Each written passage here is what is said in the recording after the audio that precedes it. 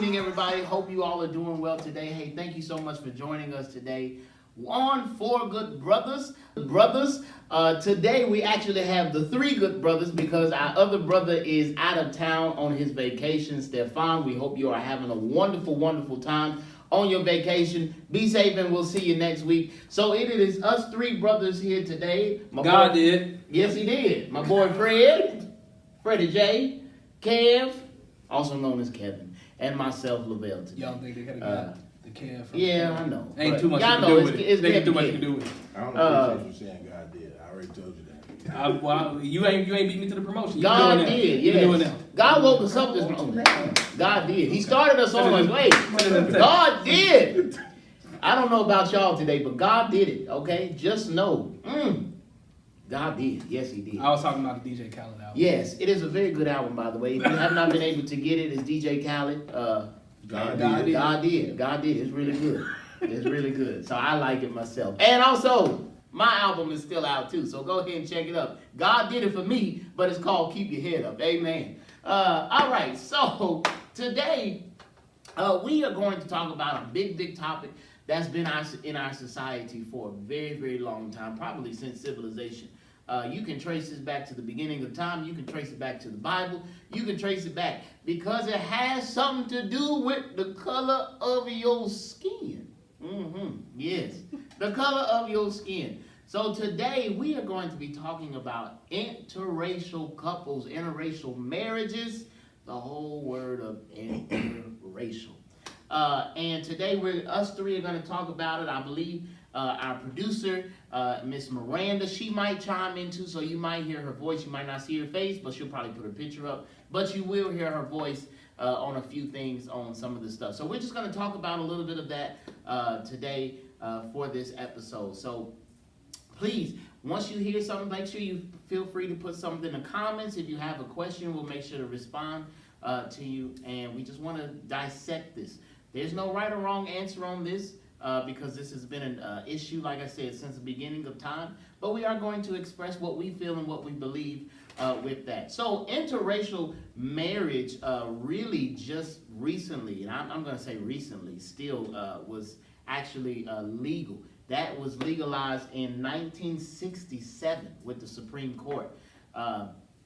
There's been a movie about it, a few movies and documentaries on the whole court system of the Loving versus Virginia.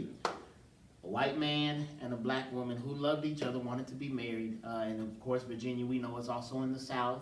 And just tracing that back to racism, segregation, slavery, all of that had all played to do with it. But these two loved each other. And finally, in 1967, I'm just giving you a quick synopsis. In 1967, it was finally legalized in the country of the United States of America for interracial marriages. Some historical folks will trace it back to the first interracial marriage was Pocahontas and John Smith because of an Indian and what was he? Native American. I'm sorry. So that is English. So, and I know this ain't what we talking about. Some historical background would say like that was the first public. But that just show you how like just people are and like it's the whole Columbus thing, man. Like how you discover something with people on it. And he thought he was in India, and that's why Native Americans are dubbed Indians. That's dumb. We'll another thing for another day. Oh, yeah. And that was, they got married in 1614. So we're going to just talk a little bit about that. To actually get this started, is it PSA? Yeah, PSA. I was about to say TSA. TSA is the mean people. Yeah, that's it. Yeah, I'm sorry. I meant like two good PSA. If you don't know, and for those who don't know me, I am married, and I am married to a Caucasian woman. Her name is Mariah. Love her to death. We've been married for 5 years. In February, it'll be 6 years. So this kind of thank you. This has always been something dear to me. I grew up never discriminating, even though I knew about racism, all this stuff. But I thought, love is love.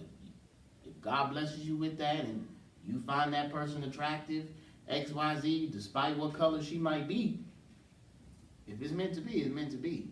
Now, Back then, if somebody said I was gonna marry a white girl, I would have told them they was lying, the truth wasn't in them. But God did. Yes, He did. Why are you him for plugging? So He did it. I mean, I just hope we don't get in trouble as many times as y'all plugging it. Amen. That's right. Shout out. Okay, we probably won't, so we won't. Please don't sue us, DJ. And we have had our obstacles. We have had our differences, but we have made it work. We dated actually we've been together for 9 years and married for 5 years. So we've had those conversations. We came from 2 different backgrounds. We came from 2 different cultures, and we still are going through some of the stuff and some of the issues that sometimes people see who come from different backgrounds, different cultures, and that is an ongoing thing. We have a beautiful baby girl, my little mama. I call her Harper. I call her. I call her little mama. Her name is Harper Thompson, and now that has even brought up a whole big situation on when you have a child with an interracial couple of having a mixed baby and what that does. So we've had these conversations and stuff. So how this is going to go, I'm just going to ask a few questions regarding interracial couples, interracial relationships, interracial marriages, and then we're going to kind of go from there and just go on. So like I said, please feel free to jot down some comments once you hear these questions, and then we're going to go from there. So brothers and sister, first question is, what are the cultural differences dating outside your race?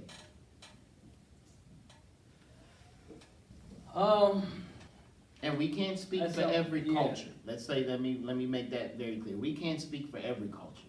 This is the 4 good brothers giving us our opinion, okay? But we can't speak for everyone. So please don't take, Kevin or Lavelle said this. We don't represent everybody. All right, go ahead. Sorry. And also feel free to feel what you feel. Yes. And that's why we create this safe space for people. Not having a ton of experience in interracial relationships, but just from the optics looking in. And I also want to preface that there are a ton of people of color, and specifically black people, that are in tune with finances and have resources, and that are millionaires, etc. Even though we know that population is small because the system is set up that way. I think that culturally there's a huge difference in how finances are talked about, right? Because a lot of white families, they have access and resources in the way of not only knowledge about finances, but have streams of wealth, and teach that and pass that down to their kids, because that's not really taught in schools, right? Versus if you're from a black community, or even a low in like a impoverished community, it's strategically structured so that is not taught, because you want to keep the oppressed, right? So I would think, and I'll swing it back to Lavelle on that. I would think that the way finances are talked about is different, and you also have a resource in knowledge that is talked about differently. Because a lot of people, like, money is a huge resource, yes, but your biggest resources are always people. So you have those minds to pick that may already have generational wealth established and can pass it on and can tell you what that looks like. Yes, I definitely agree with that. Just like I said, from my personal experience with my wife Mariah, we just culturally, we view money differently too. And that's just one little tiny example, but a lot of it was too because a lot of her resources were just readily available, and ours wasn't growing up. So it was very different in how, and it still is, because that's an ongoing conversation now, just how we look at finances, even how we do our budgeting and stuff. I'm just like, yeah, girl, you tripping right here. I don't get that. So I don't get it, but I think I understand it to a degree. I think, like you said, when you have the resources available, but also I think that culturally money is viewed different in our community than it is the white community. Yes. Money is looked at truly as a tool and a resource versus us. It's like we hoard the money, or and money standing still doesn't grow any interest. Right. If it's like, because black people, we have like house money, right? You talk that under the mattress. Yeah, under the mattress or in the shoebox. Yeah, shoebox. That money is, you're losing money in the freezer. Yep. I had mine in the air conditioner. Yeah. You losing money like that. Yeah. It's not gaining any interest. And that's a good segue into our conversation next week called "Get Your Shit Together." Yeah. It's talking about finances and some other things. But yes, so I think a part of that too, money is viewed strictly as a tool and a resource versus for us, because it's not something that historically we've had or had access to. Yes. You hoard it and you don't want to spend it and use it as a tool. So that's my initial thought. Yeah, I echo all of that. I think that's one of the cultural differences. I think another one is how we view faith as well. In the black community, faith is a very, very strong essence of our culture. Not saying that it's not in any other race or the Caucasian race, but it is viewed very differently. And I'm just speaking for me, but I think it is. This is gonna sound very harsh, but it is taken a lot more serious versus some of my Caucasian counterparts, if that makes sense. The faith part is? Yeah. Well, the faith and the whole church. But how does that factor, how did that factor into your relationship, and then, how did your now in-laws, view that? Was that a positive thing that they viewed about you? Oh yeah, it was a positive thing, yeah, Yeah, go ahead. Say more about it. It was a huge positive thing, because my in-laws and my wife, we're all believers. So it was a huge thing, and actually they work in the church background too. But I think just from a historical piece, the black church has just been an essence and a foundation, a part of our culture, which is just, it's not as much as it is. So are you tying in faith to money, or is this a separate? No, I'm just saying, because I'm just going back to what are some of the cultural differences, okay. And I just think that's another difference in our culture on how we view. So I think finances is a different thing. I think church and faith is different. It's a look of difference in that, and I think there's some other things too, but I don't know if those necessarily can like faith for sure. If she's a believer or he or whoever, that could make your relationship better. I think a lot of times when people talk about interracial marriage or interracial couples, it's the negative side of cultural differences that you're not going to be able to talk about much, or you're going to get to a point where you can't talk about anything anymore because you all are so different and you've lived such different backgrounds. Versus embracing when in reality, right. You can learn so much from somebody else. Oh yeah. And gain a new perspective on life. Mm-hmm. I would draw a question as to say, are you specifically speaking on detail? Because to me it sounds like he's saying detail when he talks about faith. Yeah, it might be Because detail. in the sense of both parties, being believers, that's always a plus, like you're saying, but at the same time, there is a huge difference culturally in the way worship is perceived, or praise is perceived, or just the religion of it all. You're dealing with a Baptist belief, but you can have those who are Caucasian or any other nationality that come out of an apostolic Pentecostal church, but then you have those. You go right into Norwood and they have Chinese Baptist churches or Chinese Christian churches. So I think those details, that is a cultural difference, because things are so segregated. Still, they may look like there is a unity, and I'm not trying to say that there's not, but in the sense, well, I am. I don't care. It's not a unity.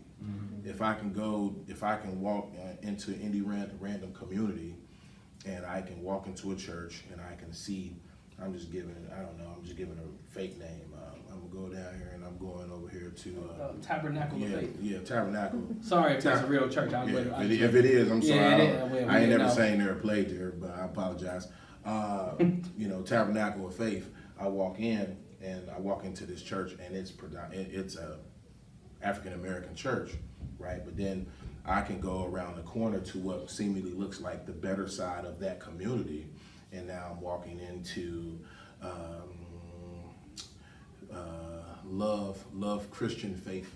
That sounds accurate. Love Christian faith church, yeah. and I walk in, and it is perceived to be a Caucasian church, but then there is a sprinkle or two of my color and maybe someone who is Puerto Rican or Chinese, right? Then we're now saying that this is a multicultural church. But is it multicultural if there is no multi of what is not seemingly looking like what's dominant inside the church? So because of that, you find in those differences when you're listening to, that's why I said in the details, because now you're dealing with, is the preaching the same? No. Is the music the same? No. I mean, so I think that is a cultural difference. I mean, but I agree with you on what you're saying, Miranda, about, typically it's always more geared towards the negative side, the notation of the negative things of that. But I think those pieces that I'm naming and those details of backing you, Lavelle, is what Miranda is saying, though. That is the negative side. So we have to be careful in saying faith and then not giving detail of the what's going on behind the scene of faith, or just shall we say, instead of faith, shall we say religion? Because religion is opposite of faith anyway. Right. Two totally different things. Yeah, no, I'm with you on that, and forgive me for incorrectly putting no, ain't none of that way. I think it was just the detail, because even though my wife went to church and stuff too, when we were first dating, I was like, oh, no, this ain't for me. I grew up in the black church, she grew up in the white church. It was just so different structure-wise of that. And I'm like, yeah, I don't know how this is gonna come together, because, when we both said when we got married, like, we wanna find that church that is comfortable for both of us. Because at first, when we first got married, we was going to two different churches, and I was completely fine with it. But as time went on, we didn't want to continue that, especially when we were thinking about having children and stuff. Like, we're not gonna have that for our child, where one Sunday Harper's going to daddy's church and then the next Sunday she's going to mom's church. So I think it is the details and all of that. So I'll ask that question later as we move along. I do want to make mention when you was talking, the question you asked initially. Why is it that we continually talk about black and white? Interracial marriages and interracial dating is not just African American and Caucasians. It's all nationalities. Absolutely. Like, that's the disparaging. Like, that's the issue. Like, of. That's a great point. There are African American women who are dating or who are married to Asian men, or men from the Middle East who are dating women who I don't know, from somewhere else. Like I have an answer to that. Like I'm like, we're always drawing the attention. Not saying that's what we're doing here, because I know we're not doing that. Right. But it seems like the attention is always drawn to black and white, and it's like interracial. Like, black is not a race. White is not a race. Yeah. Like, there, and I could be wrong. Somebody. When you're wrong, you won't be right. Yeah. Somebody please, comment, and because I would like for us to be able to look at the comments and then read, and then address it in the next pod, but still talk about what our next subject is, our subject matter. So the answer that I have to that, because that's a great point. Here in the United States, when we think about interracial relationships, we think about black and white, because race is a social construct here. And based on American standards, everybody is either black or white. And people in the United States don't understand the difference between ethnicity nationality, Right. and then race as a construct here. Right. So like if you are of Italian ethnicity and descent, and your last name is Balboa, here you looked at as white. Right, which is not right. Yeah, you're white. like you're not Italian American. Right. What You're trips me out is, and again, that's what I'm saying. Somebody leave it in the comments. Even with Kev's answer, I agree with that. But I would like to, we would like to know what other people, what you are, are thinking, or what even your idea or concept is. Because for me, I don't personally believe that there's anybody who's black. I don't believe there's anybody who's white. I believe anybody who is not as dark as me, or they're considered white. There's no legitimate white person. Everyone has ethnic background when you get into their DNA. Yeah. Everybody. So it just confuses me how we Latin American, Mexican American, like the value of cultural traditions and family is very, very strong. So like here, the norm is that you hit 18, between 18 and 21, you out the house. That's what you need to do. That certifies you as an adult. And these are not the only two cultures that feel that way, but it's what I've experienced. Like there's a stronger like need and want for like community living. So like there's generations of people all under one household, and they're in one household, and they're cool with that because you save money, you're splitting everything.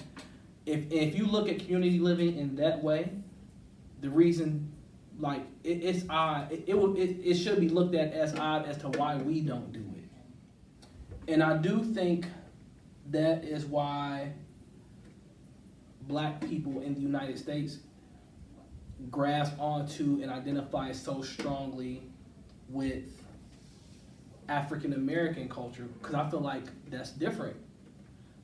Because as Africans did come to this land, the culture and traditions were traditionally stripped, were purposely stripped from them.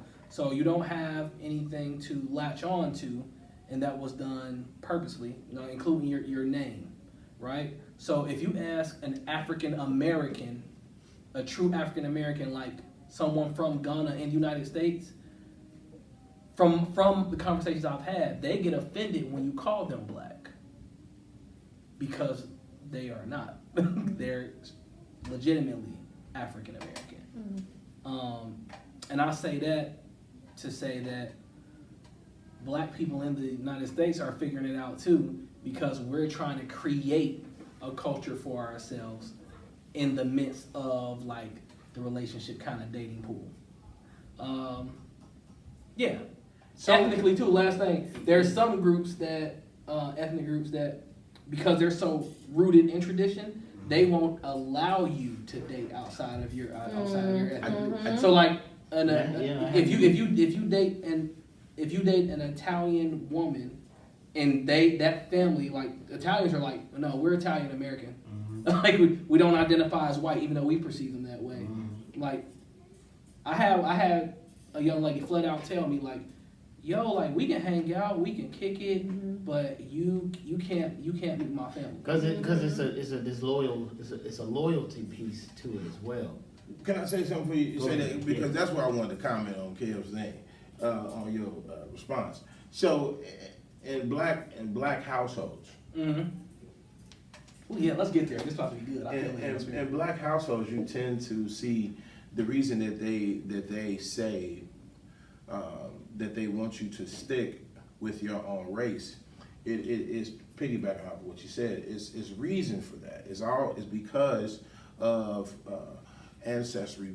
People being taken from Africa, from different parts of that continent. You know what I'm saying, and stripped of pride, dignity.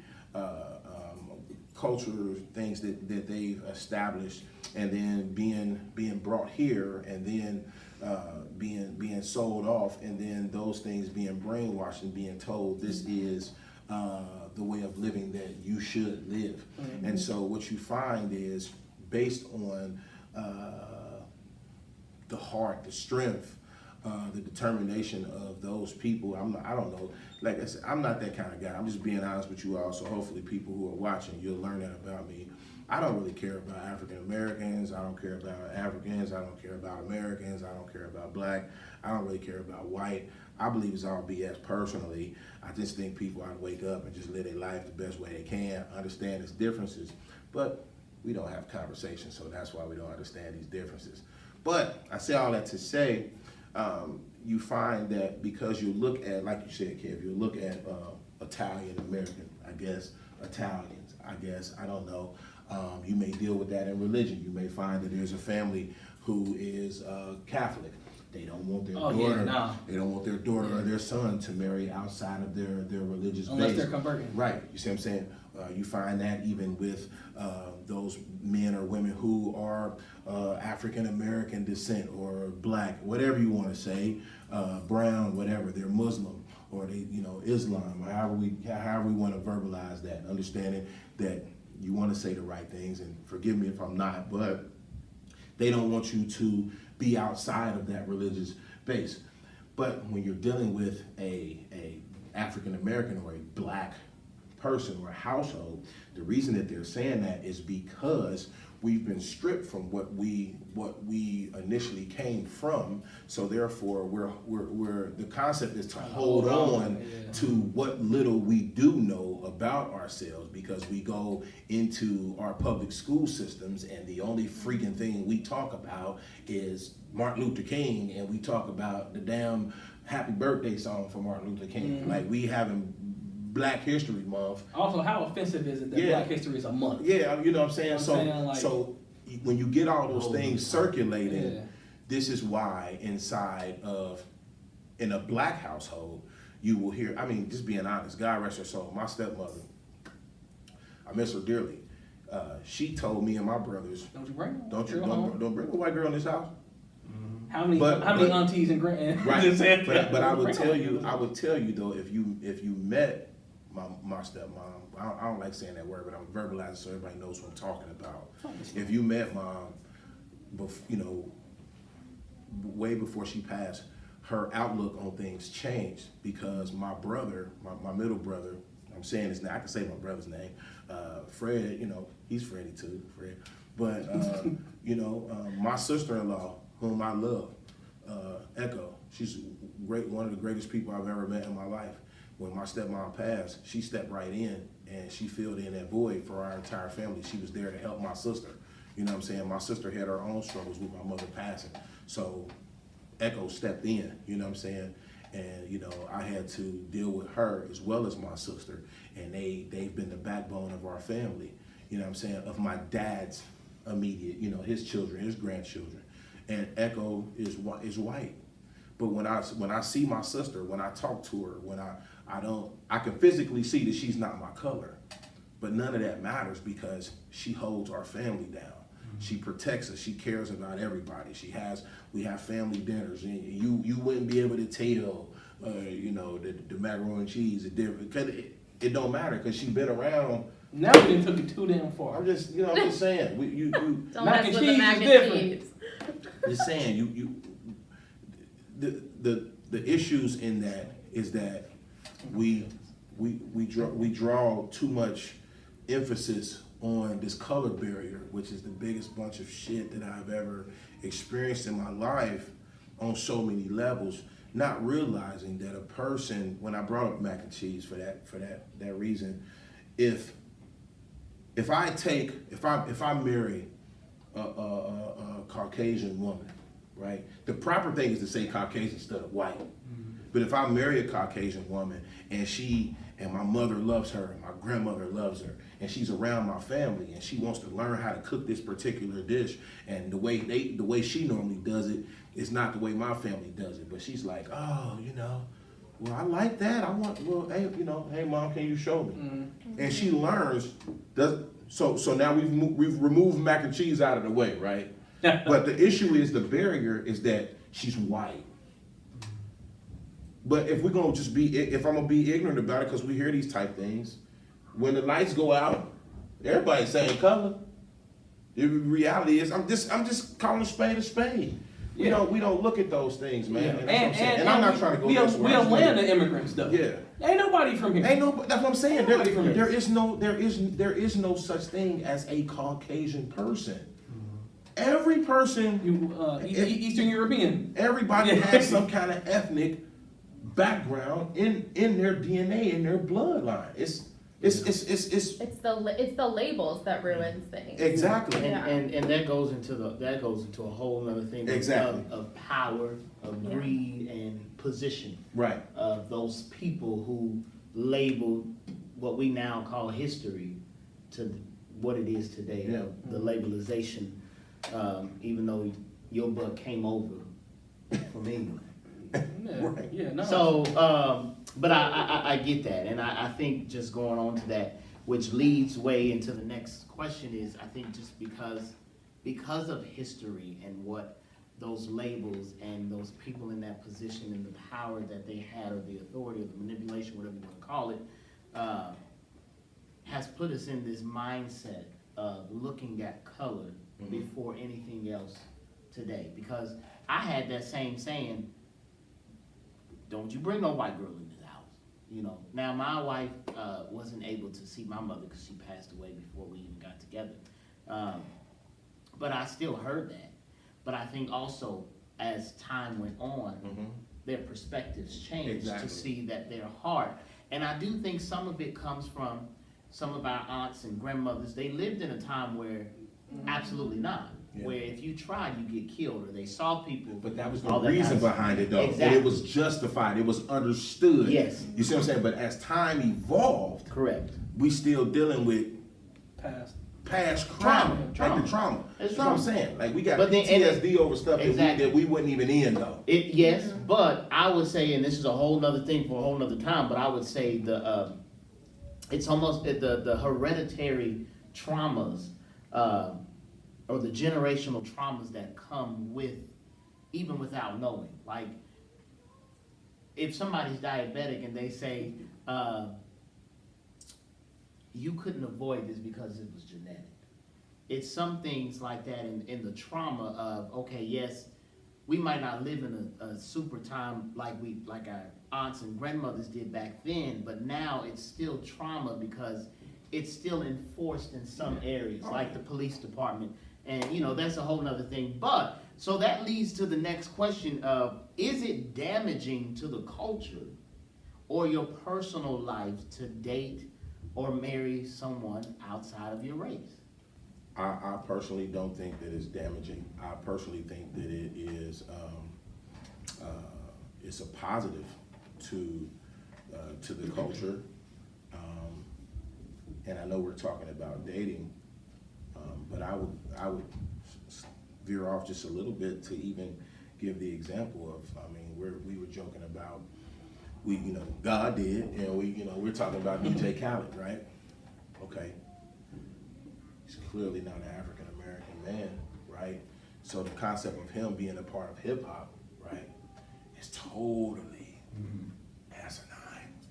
It doesn't make sense, right? But he literally eats, sleeps, and breathes the culture. He loves hip hop. He would be considered even the father of hip hop, the way he pushes the envelope for hip hop, right? Now watch this. Then you can look at on his record, he's got one of the whitest of whites in face of Eminem being on this record. He was one of the greatest MCs of all working a lot time. with Justin Bieber too. You see what I'm saying? But that's all I'm saying. Yeah. Like I'm only giving that example when we're talking about, does it damage the, and that's not against you, but the question is like, no, it doesn't. I think it helps, and it builds the culture because it allows there to be difference, because it should really be only one race. It should really be, we should only be acknowledging one culture. If you look at it now, over the last 15 years, the numbers show in the United States that the percentages of interracial relationships went from 7.4 to 10.4 over the last 15 years.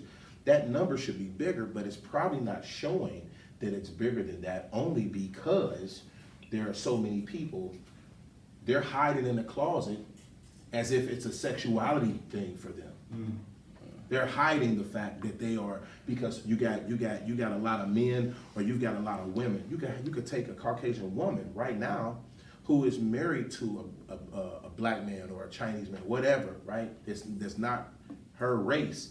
And if her superiors were to find out, people do all kind of crazy-ish to make her lose her job. Like, so in a sense, those type things, that's not culture, that's ignorance. But as far as culture though, I think it definitely helps and it builds the culture in interracial relationships. Because hell, I mean, you got a good white woman, a good black guy, or vice versa. You got two good people and they mess around and have children, or if they don't, and they just depositing good energy into the community. You know what I'm saying? I know a lot of Caucasian people, man, who love African American people. They may be in their same race in their marriage, but they live in our community. They've been living in the community, and they believe in equal justice and all these type things that build the culture. So I think in the long run it helps. I just think it's all individually based. It's just what people think, and those people who don't think that it builds the culture is due to their own blindness and their own ignorance. My simple answer is nah, it doesn't, because damage is a very strong word. No, it doesn't damage the culture. I think a follow-up question and a different question to ask is, when you think about interracial dating, what does that mean for the next generation of kids, right? I think that's more of a challenge and a barrier here in the U.S. than it will be other places, because you have to think about raising an interracial child in the current social climate that we're in. So is interracial dating damaging to the culture or any culture? Absolutely not. And I think you have to ask the question about raising interracial children in this climate and what that means for them. If it were somewhere else, if you're like Netherlands, Sweden, I mean, there would still be like a bit of like, oh, clearly this child is interracial.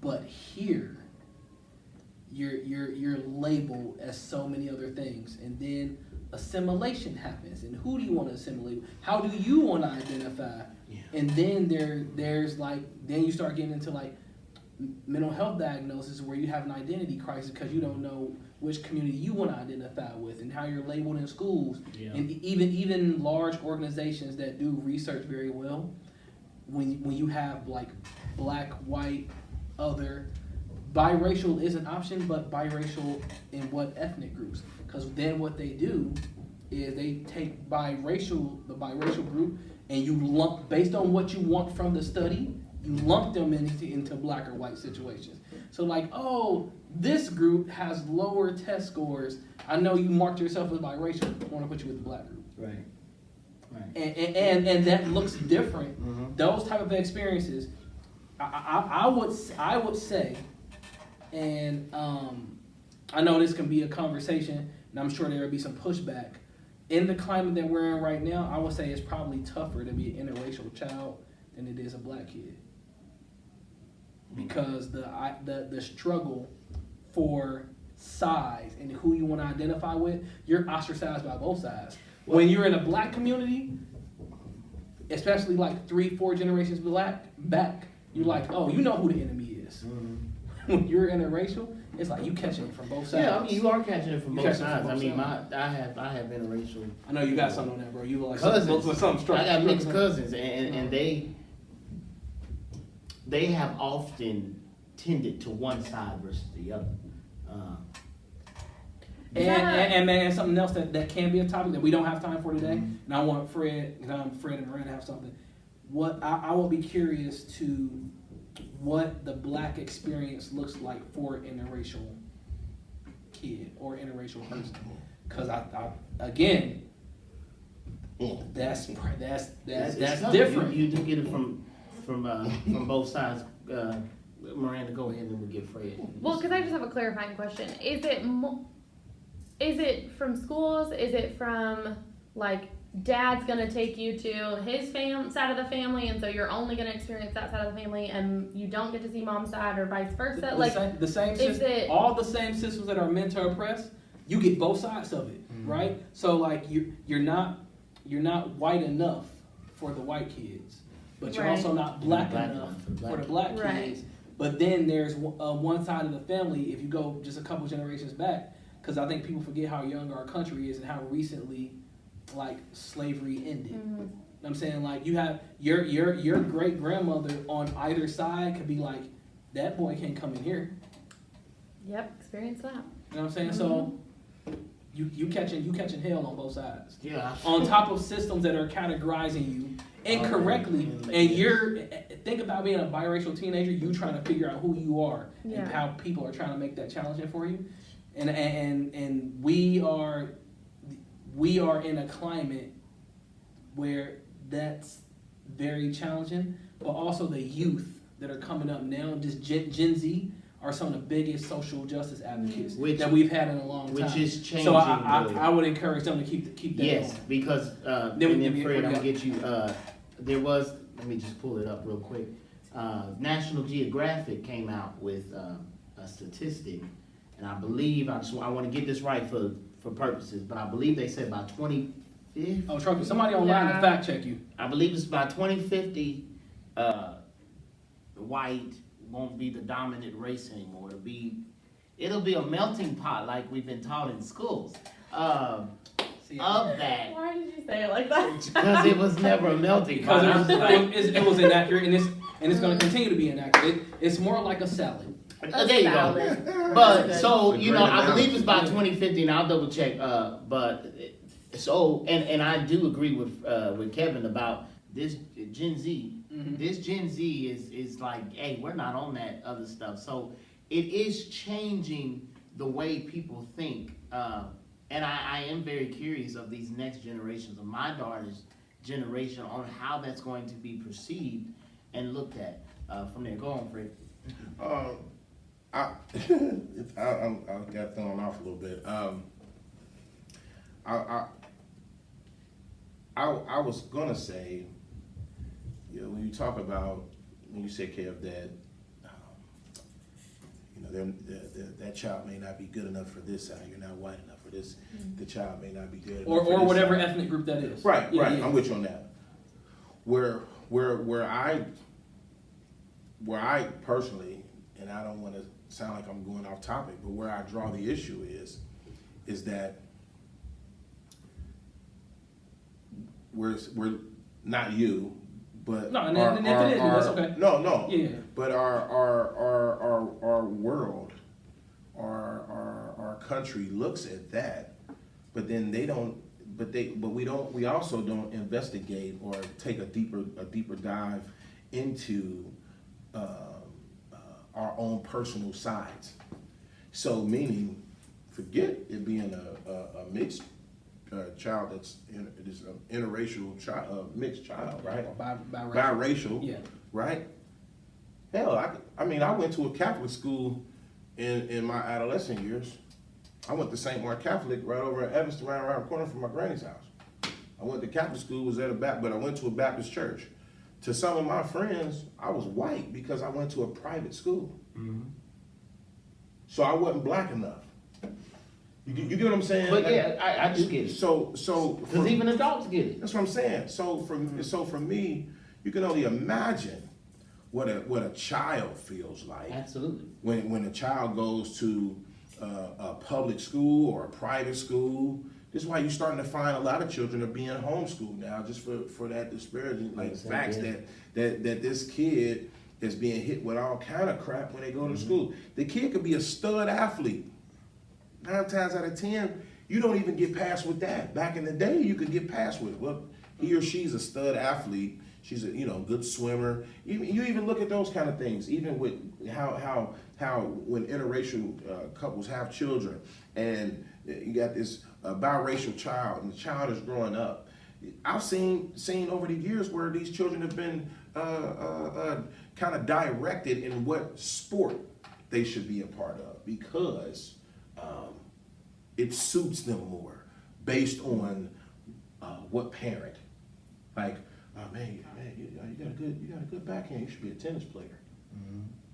But if you're black, you don't get encouraged to play tennis. Mm-hmm. If you're white, yes. Chinese, yes. And on that note, shout out to Serena Williams because she paved the way for a lot of young. Yeah, her. And her sister And Venus too. and Venus, yeah. Man, yeah, and you know, but I just look at that, man. I can only imagine how these children think, you know, how they feel, but then And at the it's same just time, hard like being you a said, kid anyway. It is, Well, but I think what I'm like saying, you on and top of Lavelle, that. what you and Yeah, Lavelle was saying about was Gen Z. Mm-hmm. I think that's why I said I think that it's definitely not damaging. It's really building the culture because now we have a lot of things going on. But if we're looking at the positives with this generation that's coming up in this particular area that we're talking about today, oh, it's great. Why? Because they want to take things by the horns on themselves. They don't want to live by what's been told to them. Right. Because they're realizing that what's being told is a bunch of BS. It's just like we talked about before. It's like when you're growing up in a household and say a child is to be seen and not heard. That's bullcrap. So then when something bad happens, the kid now feels I need to be quiet because I don't want to tell nobody because I was told to be teach them not seen. to advocate for themselves. That's what I'm saying. Voice. Yeah. So that's what I'm saying. This is in this particular area that we're talking about on this pod, you know, and I would encourage people who are ever watching to tell all children that, but especially when you see a child who's biracial, definitely give that child even more encouragement to stand up. You know what I'm saying? Because and even if it's in a same serious note, even if it's in a joking manner, because I've witnessed this in like family consultation, family therapy sessions where you referring to your kids as mutts. Or saying like, oh, that's the white side of the family coming out. That's the black side of the family coming out. That is awful. oh, yeah. You don't understand how damaging Yeah. that is to a child that's trying to find their way and find their footing, journey right. and their footing in this world. What is it on the application, bro? Yeah, it's like black, white, Hispanic, Hispanic, other. now. So watch this. Because some of them don't even have like That's what I'm saying. biracial on it. So now, what they force you to do on the application, it's culturally biased. What they're forcing you to do, if you're biracial, they're like, You gotta pick one. You gotta pick You one. gotta pick one, Yeah. And then if you pick the wrong one, you probably don't even get the interview when they look at you, because if you've heard, and I'm not sure. I pray that we can find somebody who is in a doctor. You know, I want somebody who deals with that, like blood origin, like that kind of stuff. Because I've heard people say, well, Ancestry DNA changed the game, man. they said, I've heard a few people say, well, if you got an interracial couple and then they have a child, it was almost like it was worded that because the black man slept with the Caucasian woman, that now the baby's blood was tainted, so the child is black. Literally, because it's the percentile. It's the percentile. the percentile. So the way it was worded, it was like if you have 4% of African American like blood, then you're black, and that percentage may be incorrect, but that was a thing. Like I'm like, well, Yeah. okay, so I'm like, in that aspect, isn't that kind of weird? Like, I mean, I don't know, man. I'm only saying that because I just think it's weird. Like when you look at the whole application process of it. It's like you're forcing a person, a human being, to make a decision if I'm white or if I'm black, and then 9 times out of 10 they're going to make that based on whatever their circumstance is. If they're really needing that job and they're trying to make an advancement, and if they're light enough. I mean, you look at music. Kim may know Dorothy Dandridge. Yeah. She could walk into a lot of different places until they decided, or she stood up. And said, well, no. Because who played her in the film adaptation? Was it Halle Berry? I think it was, yeah. I think it might have I been. think it was her, yeah. Yeah, okay. Yeah. But you're absolutely right. The lighter you are, the more acceptable it is for white people, And even, until they say no. But even our own people are So, against. so now against we're getting into colorism. You said Well, yes, well, saying, because like- that goes to the label, like what you're saying. what's the term? Of these House nigga. Yeah, you still a nigga at the end of the day. Like, and I've always heard that too. Like, even I don't care how light skinned you are, there's always gonna be somebody that's gonna say at the end of the day, he's still a nigga. So, Right. and you know, with my wife and I now raising our daughter, we have to have these conversations because I have told her there's probably gonna be some moments in Harper's life where she's gonna be perceived still as a nigga, as a black person. She can be as light as Mariah. Let her go down to Alabama. Mm-hmm. Let her go down to Mississippi. I bet she'll still be a nigga. At the end of the day, she still will be. So there are certain things, and labelism is a huge thing, and colorism, because then, and like I'm with y'all. We've all heard those jokes. Oh, that's your black side coming out, or that's the white side coming out. And I'm like, And even if that's a joke, bro, that ain't funny. It's not because you are literally dividing your child and your family where it's not. That's just not it. And you shouldn't do that. And I'm gonna be on it for my wife and I not to do that for our daughter or our future children when it comes to labeling like that, because now but it goes like with us, the colorism. I'm a sellout because I don't live in a black neighborhood. Which I think is a bunch of crap. So I'm not black in your enough. neighborhood. Yeah. So I'm It's not. just a good neighborhood. I'm not black enough because I moved from a predominantly There's no black trash on the neighborhood. floor. There's no trash That's on the ground. exactly. There's And nobody hanging on a corner. We selling gotta crack. stop labeling our own stuff, or even in school, like if I was too nerdy, or you act so white. What does that mean? Yeah, what is Right. that? What does that You mean? acting like a whole group of people. Sorry, it's bringing me back to my childhood now. Okay, But you know I what, though? couldn't stand that, and I'm just like, so because I'm trying to get an education, or because I don't talk with all this slang, I'm white.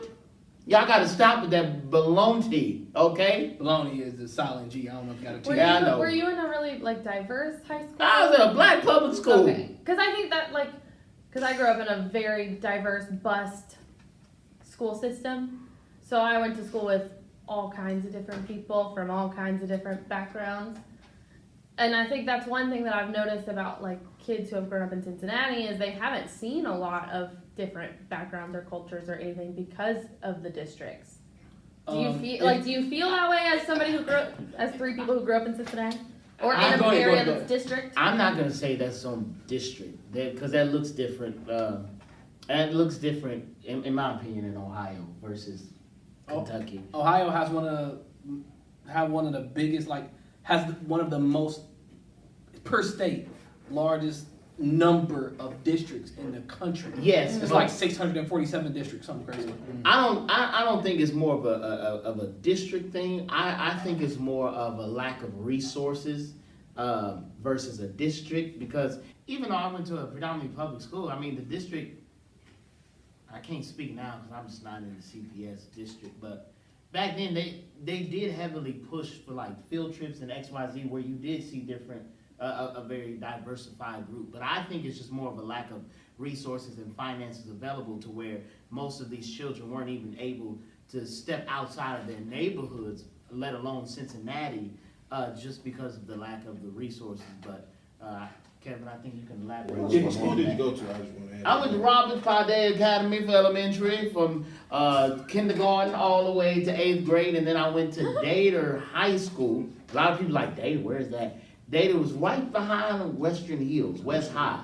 So it was right there. It was West High, and They connected. They are connected. They've been And then what connected. high school did you go to?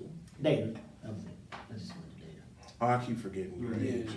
Dater High School, so it was right behind West High, but most people just associated Dater with West High because we shared the same. It wasn't a building, we only really shared a gym, that was it. But the building was connected because of that gym. Yeah. And we didn't have our own individual teams. If you wanted to go on the team, you were part of West High. Yeah. I think they were Mustangs, Mhm. so you were part of that. The only thing Dater had of its own was a book club. Were you in it? I sure was. Proud of it too. And spelling bee. Ain't nothing wrong with Shoot, I can spell. Third place, You looked just really. scripts. Let's go. You just looked really proud of the. I'm very proud of it. Ain't no shame in my game. I'm a cougar all day. What Well, just let's happened? not say that. Sorry. Let's move on. Well, I mean, Cougar. That was our high school mascot, y'all. Cougar, not like that What just kind of happened? Cougar. Let's just move on. Yeah. So I think it.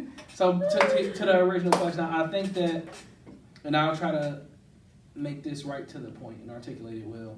I think that it is a combination of districts and resources, because those things work hand in hand. So if you are in, because part of the financing and the level of resources that you have in a district are based on the neighborhood that school, that public school is in.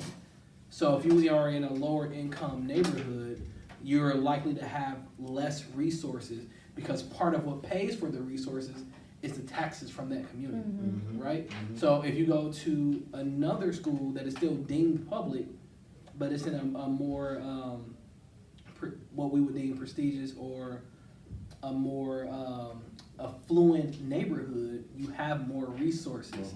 So those are the schools that are taking international trips and learning abroad in elementary school. Yeah, those schools are, versus if you are in a school that is in a lower income neighborhood, you just don't have the resources available to do that.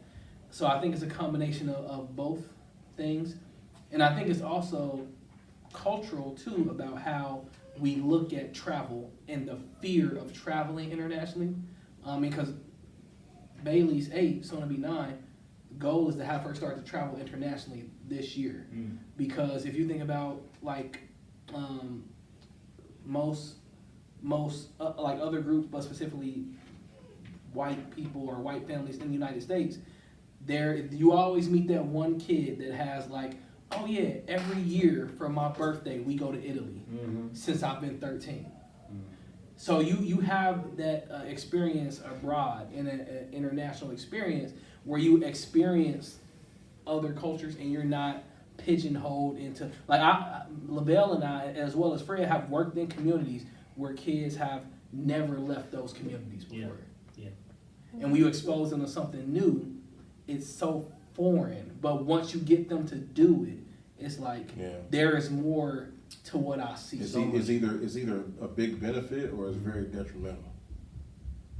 Yeah, it can scare them. Yeah. I mean, it's a big world. Yeah, I mean, you're dealing with kids that have never been outside the city. I mean, they can leave Cincinnati and go to Columbus, and they like, it's different. wow. Yeah. Which it is just in Well, I general. mean, that's what I'm saying. Just the look of it, the span of it, but it's just like to get on the fact of getting Shout out to on, Columbus, folks. get Love on, y'all. get on Appreciate a, the support. getting on a bus and going up 71, and they're like, Is this Especially if you don't play sports. right, If you don't, and no traveling ball or nothing like that, So watch it's this. a wrap. So my thing, just to give my answer to it, make it short and sweet, I would agree wholeheartedly with Kev in the sense of it being district as well as culture and what was the other resources, because for me being a example, I got my first head coaching job because of Kev. I applied. It wasn't because Well, he had the skill set. I just plugged. Yeah, I started. Network. I was at Get it together next week. I was at junior. I was the junior high head coach for Walnut Hills baseball. Predominant.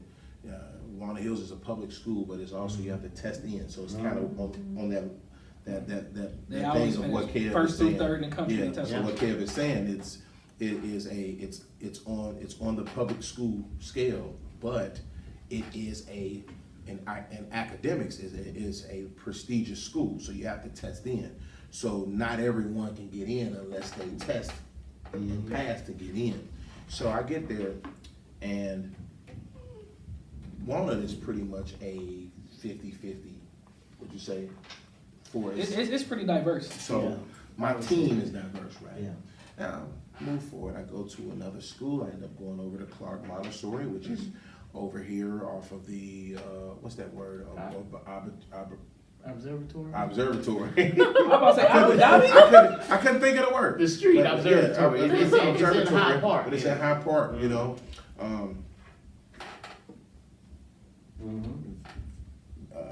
Financially thriving community, right? And those schools have very affluent board members. Right. And that's important. And then what you find inside of Warner that, Hills does also. and shout out to Clark, what you find inside of Clark Montessori, like Kev was saying, is that school, they do international trips.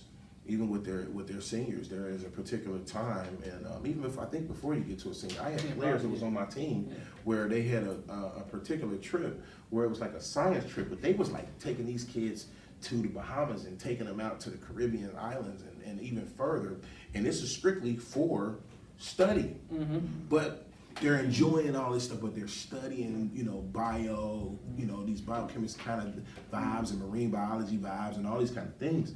Now, let's double back down the observatory and you go to Madison Road, where I came out of, at Withrow. Before now, Withrow is now Withrow University. Yeah, Withrow University. It wasn't none of that. I mean, all we had was an annex and they was teaching typing.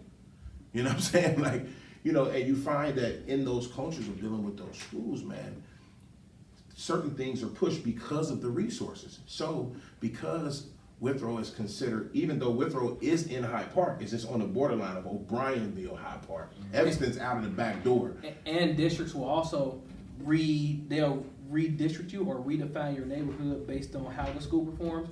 So if you look at Withrow, it says Norwood, Ohio. Right. So watch this, because it Which is a sits, whole different it district. sits in that pocket of Norwood, O'Brienville, Hyde Park, Evanston. Like, it literally sits in that pocket. But Wherever these places are. Right. Yeah. But If you're not from there. You know nothing. Yeah. right, but what I'm getting at is that you find because the resources are low, right? Because now, watch this. Norwood at one point in time was considered Blue ribbon? High performing or blue ribbon?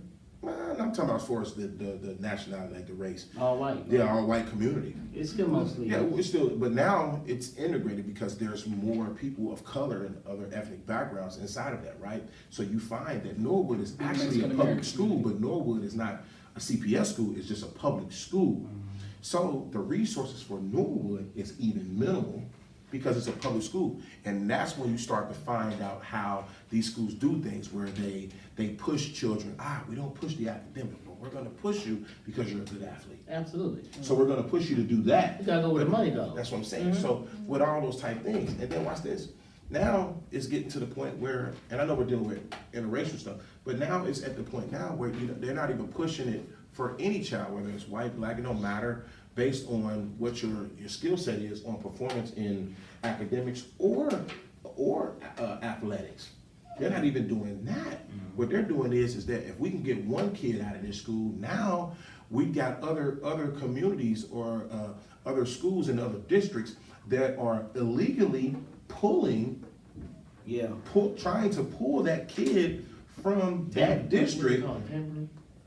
High school tampering? Yeah. Unless you're a parochial Catholic school, you can recruit legally. Yeah, they're doing that. The public school pulling that kid, trying to talk to the parent, knowing that the parent is having some struggles financially or whatever, and paying for apartments in another district, and pulling that kid. So watch this. Yeah, well, when you find that, and getting to the interracial, getting to the biracial child, right? You'll find in baseball, God's honest truth, and I'm only saying that from my perspective, there is more biracial children and white and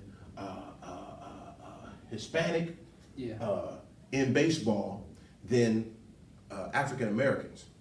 And so what they do is, when you find those type of children, and they're like A+ players, they don't even care about the grade anymore.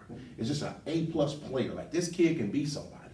They're pulling that kid, and they're doing this. I'm just giving an example, not saying it's true. They're gonna pull that kid from the minimal resource school, right? And then they're gonna move him over to Anderson. And then what's happening is, they're gonna pay for the parent to get it. They form this alliance with it. They find a better job for the parent. They put the parent up in a home. You're a little small 1-bedroom apartment just so you can say you live in the You see what I'm district. saying? Like, it's crazy. And all that is what these children are dealing with. So that's definitely something to think about.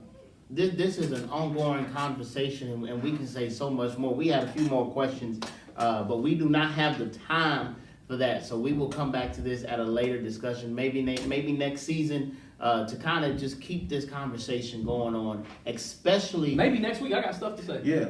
especially as the culture and our society is changing as a whole, especially with Gen Z. So I'm very curious to see what it will look like in the next 10 years. We're moving so much with technology, but I am very curious to see what it will look like with race too in the next 10, 15, 20 years other than that. But we want to thank you so much for participating and joining us and watching with us. Like I said, if you have any comments, please feel free to reach out to us. All of our information is on our YouTube page. We do have a Facebook page and an Instagram page as well. So please make sure you are following us, like us on Facebook, and also if you haven't already, please subscribe to our YouTube page as well, For Good Brothers.